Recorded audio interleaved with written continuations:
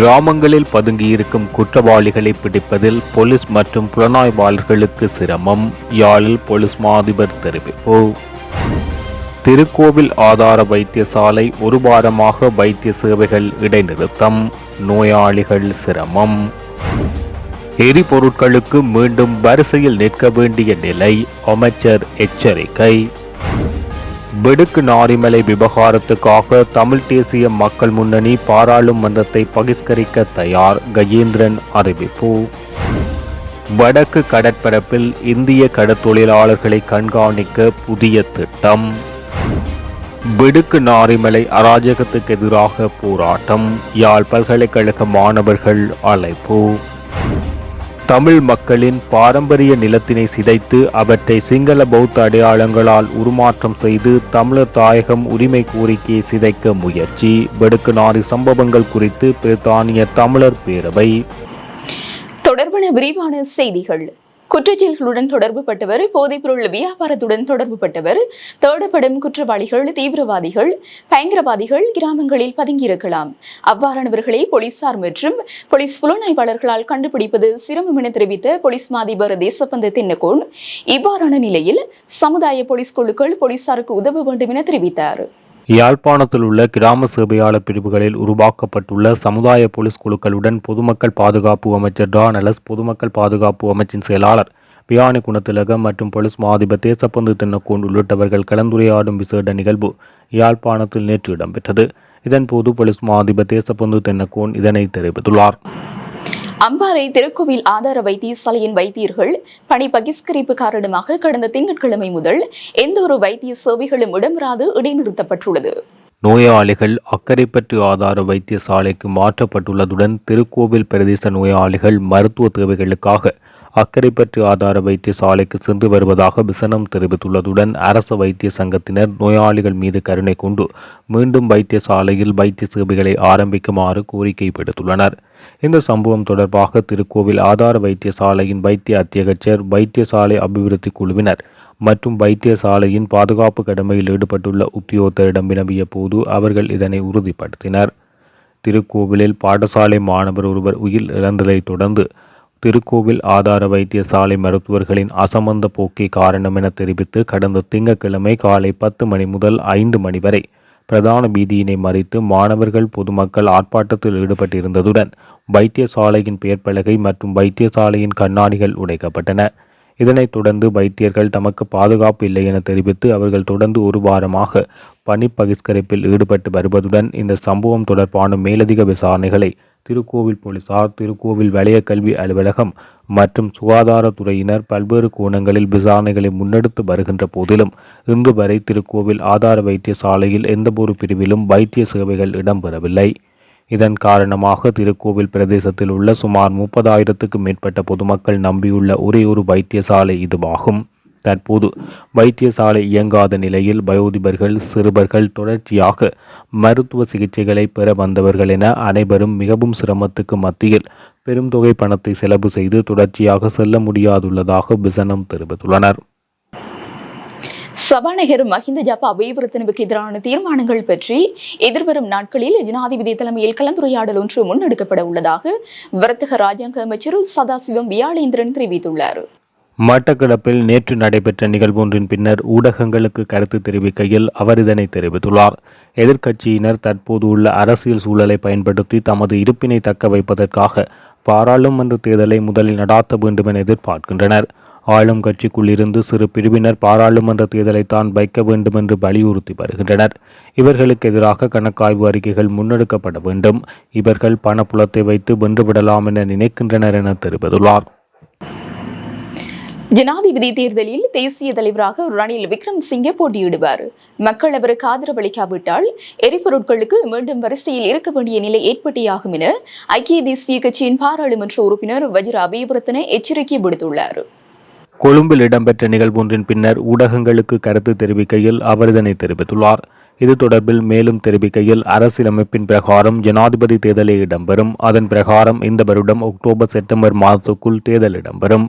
வெளிநாடுகளின் தேவைகளுக்காகவே சில குழுக்கள் பாராளுமன்ற தேர்தல் இடம்பெற வேண்டும் என்ற கருத்தை தெரிவித்து வருகின்றனர். இவர்கள் தொடர்பாக மக்கள் எச்சரிக்கையாக இருக்க வேண்டும். நாட்டை 2048 வரை கொண்டு செல்ல தேசிய கொள்கை வரைவு தயாரிக்கப்பட்டுள்ளது. அதனால் அனைவரும் ஒன்றிணைந்து நாட்டை முன்னெடுத்து செல்ல ஆதரவளிக்க வேண்டும். இல்லாவிட்டால் நாடு வீழ்ச்சியடைவதை தடுக்க முடியாமல் போகும். நாட்டை முன்னெடுத்து செல்ல முடியுமான வழிகாட்டலை ரணில் விக்ரமசிங்க தயாரித்துள்ளார். இந்த வழியை தவிர வேறு வழி இல்லை என்பதை மக்கள் புரிந்து கொள்ள வேண்டும். எனவே நாட்டில் அடுத்து இடம்பெறும் ஜனாதிபதி தேர்தலில் ஐக்கிய தேசிய கட்சி ஏனைய கட்சிகளுடன் கலந்துரையாடி பரந்துபட்ட கூட்டணியை அமைக்க இருக்கிறோம். அதில் ரணில் விக்ரமசிங்க தேசிய தலைவராக தேர்தலில் போட்டியிட நடவடிக்கை எடுத்து வருகின்றோம். தேசிய தலைவருக்கு மக்கள் ஆதரவளிக்காவிட்டால் எரிபொருளுக்காக மக்கள் மீண்டும் வரிசையில் இருக்க வேண்டிய நிலை ஏற்பட்டே ஆகும். அந்த பொறுப்பையும் அவர்கள் ஏற்றுக்கொண்டே ஆக வேண்டும். நாட்டின் தற்போதைய நிலைமையில் அனைவரும் ஒரு தேசமாக ஒன்று திரள வேண்டும். இந்த விடயத்தில் நாங்கள் இந்தியாவை முன்மாதிரியாக கொள்ள வேண்டும். அவர்கள் அரசியல் ரீதியில் பிளவுபட்டிருந்தாலும் தேசம் என்று வரும்போது ஒரு கொள்கையில் பிளவுபடாமல் இருக்கின்றனர். மேலும் அன்று டொலரின் பெறுமதி அதிகரிக்கும் போது பொருட்களின் விலையும் அதிகரித்து கொண்டே சென்றது. அப்போது ஊடகங்களும் பாரியளவில் பிரச்சாரம் வழங்கி வந்தன. ஆனால் தற்போது டொலரின் பெறுமதி வீழ்ச்சியடைந்து பொருட்களின் விலையும் குறைவடைந்து வருகின்றது. ஆனால் அது தொடர்பில் ஊடகங்களின் பிரச்சாரம் குறிப்பிடத்தக்க அளவில் இல்லை. கடந்த 1.5 வருடங்களுக்கு முன்னர் நாடு பொருளாதார ரீதியில் இருந்த நிலையை தற்போதுள்ள நிலையுடன் ஒப்பிட்டு பார்த்தால் எந்தளவு முன்னேற்றம் அடைந்திருப்பதை எங்களால் உணர்ந்து கொள்ள முடியும் என தெரிவித்துள்ளார். வடக்குநாரியில் கைது செய்யப்படுபவர்களை விடுதலை செய்ய கோரி பாராளுமன்றத்தை பகிஷ்கரிக்குமாறு ஒருங்கிணைந்த தமிழர் கூட்டமைப்பு கோரியுள்ளது. அதற்கு தமிழ் தேசிய மக்கள் முன்னணி தயாராக உள்ளதாக பாராளுமன்ற உறுப்பினர் செல்வராஜ் சகஜேந்திரன் தெரிவித்துள்ளார். எந்த ஒரு இடத்திலாவது ஒரு சட்டத்துக்கு விரோதமான செயல்பாடு நடந்திருந்தால் அவர்கள் அவ்வாறான ஒரு காட்சியை யார் செய்தார்கள் என்கின்ற ஆதாரத்தோடு காண்பிக்க வேண்டும். ஆனால் அப்படி எந்த சம்பவம் நடைபெறவில்லை. சம்பவம் நடைபெறுகின்ற பொழுது யாரும் கைது செய்யப்பட்டதாகவும் இல்லை. அவ்வாறு இருக்கிற பொழுது வெளியேற சொல்லி 90% மக்கள் போலீசாரின் அச்சுறுத்தல் காரணமாக வெளியேறி இருந்த நிலையிலே ஒரு 50க்குட்பட்டவர்கள் மாத்திரம் போலீசாரால் நூற்றுக்கணக்கான போலீசாரால் சுற்றி வளைக்கப்பட்டு அந்த இடத்தில் இருந்தவாறு பஜனை செய்து கொண்டிருந்த பொழுது 2 மணி நேரம் கழித்து அவர்களை கைது செய்கிறார்கள் என்று சொன்னால் எந்த குற்றங்களும் செய்யாதவர்களைத்தான் அவர்கள் கைது செய்தார்கள்.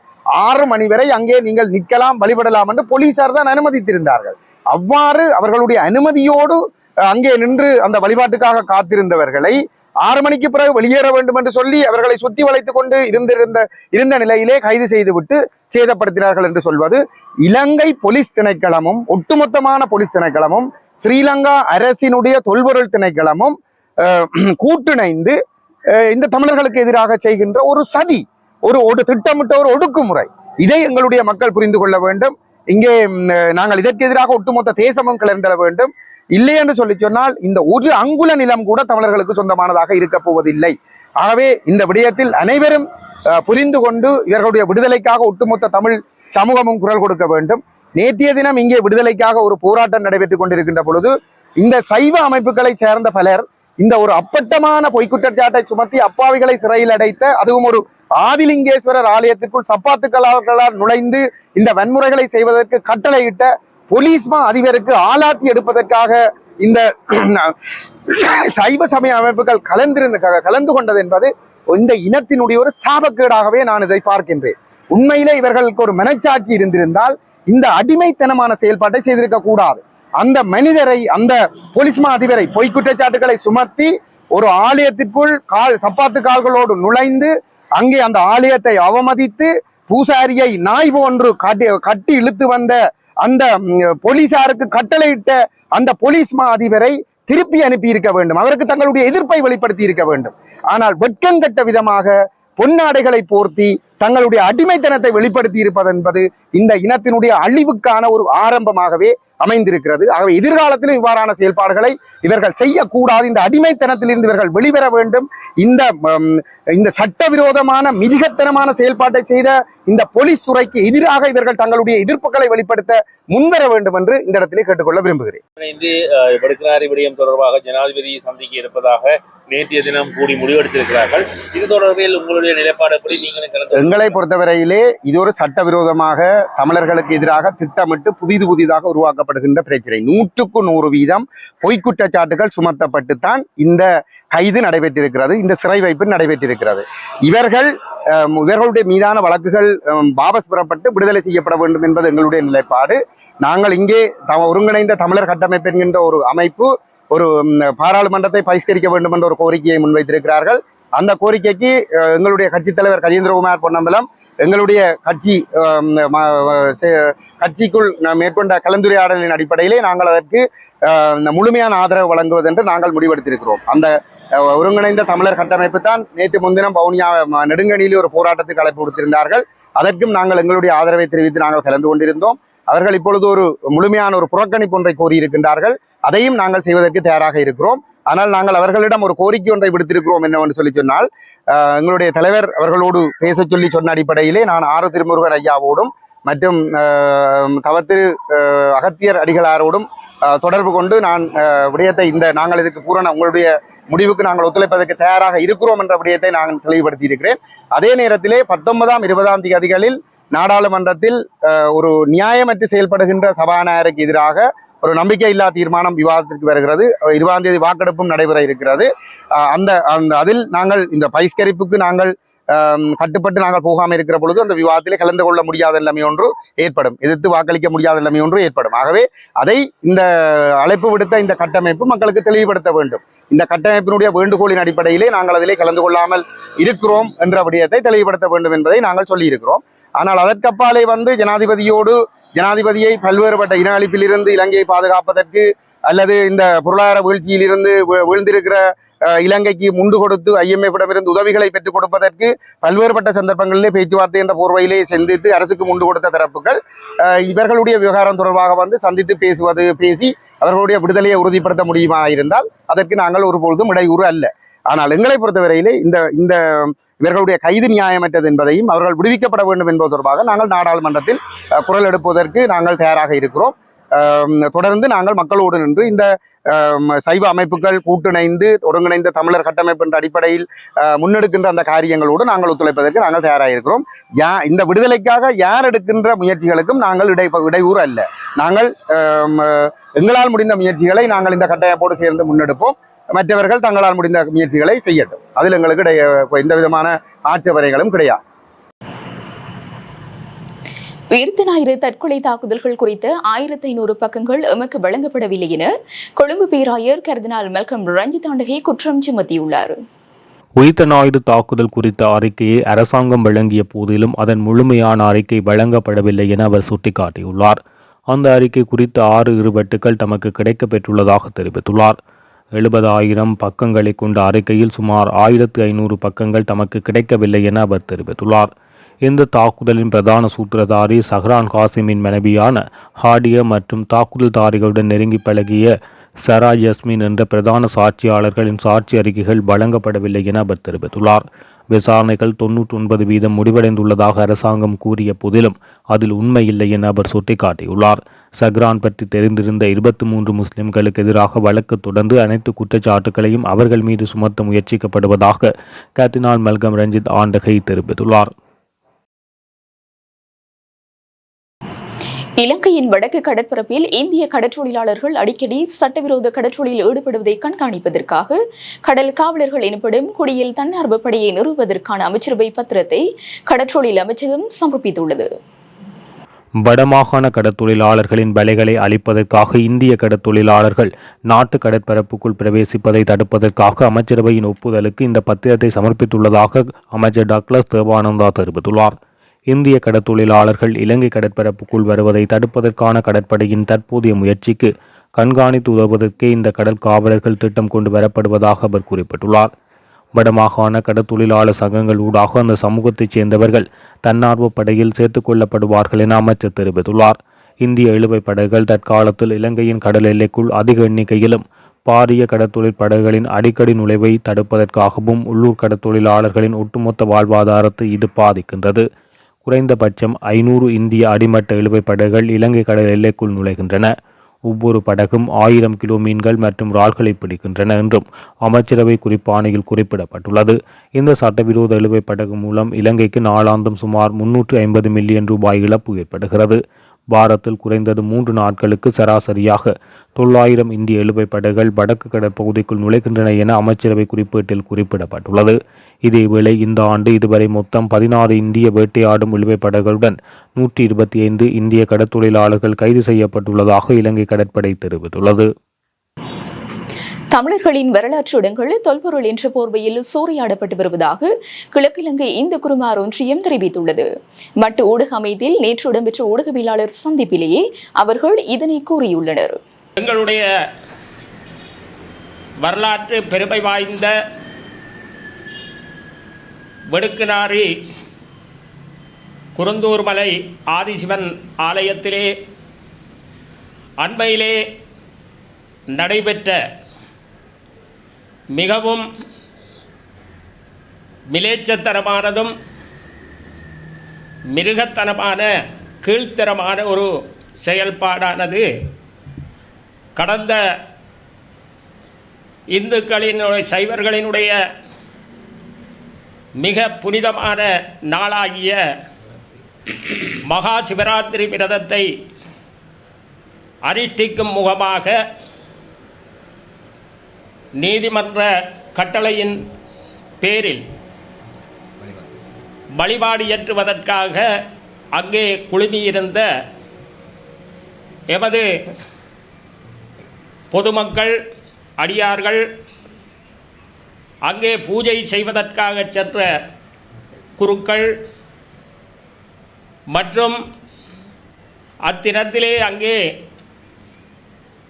சிவனினுடைய திருவருளை பெறுவதற்காக ஒன்று கூடிய மக்களையெல்லாம் அதிர்ச்சிக்குள்ளாக்கிய மிகவும் வேதனையான ஒரு விடயம் நடந்தேறியிருக்கின்றது. எங்களுடைய மூதாதையர் காலம் முதல் வழிபாடு இயற்றி வருகின்ற ஆலயங்களெல்லாம் மிகவும் சொல்லொன்னா இடையூறுகளுக்கு உட்படுத்தப்படுகின்றது. அந்த சிவராத்திரி தினத்திலே அங்கே குழுமியிருந்தவர்களை கைது செய்திருக்கின்றார்கள். எங்களுடைய வரலாற்று இடங்களெல்லாம் தொல்பொருள் என்கின்ற ஒரு போர்வையிலே சூறையாடப்பட்டு கொண்டிருக்கின்றது. ஆக்கிரமிப்பு செய்து கொண்டிருக்கின்றார்கள். அது மட்டுமல்லாது எங்களிடமிருந்து அவற்றையெல்லாம் பிடுங்கி எடுக்கின்ற ஒரு நிகழ்வுகள் தொடர்ந்து எமது பிரதேசங்களுக்கும் நடந்த வண்ணமே இருக்கின்றது. குருந்தூர் மலை, வெடுக்குநாரி போன்ற இடங்களெல்லாம் மிகவும் அபகரிக்கப்பட்டு கொண்டிருக்கின்றது. சைவ மக்களெல்லாம் நம்பிக்கையோடு வழிபடுகின்ற இடங்களெல்லாம் முற்றாக இல்லாமல் ஆக்கப்பட்டு கொண்டிருக்கின்றது. பௌத்த மேலாதிக்கம் ஓங்கிக் கொண்டிருக்கின்றது. எங்களுடைய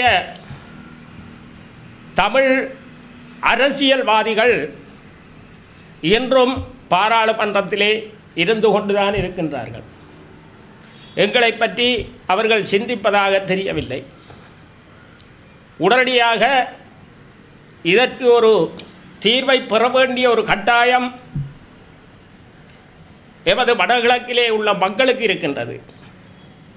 அதனை எல்லோரும் உணர்ந்து நாங்கள் இதனை இப்படியே விட்டுவிடுவோமையாக இருந்தால் நிச்சயமாக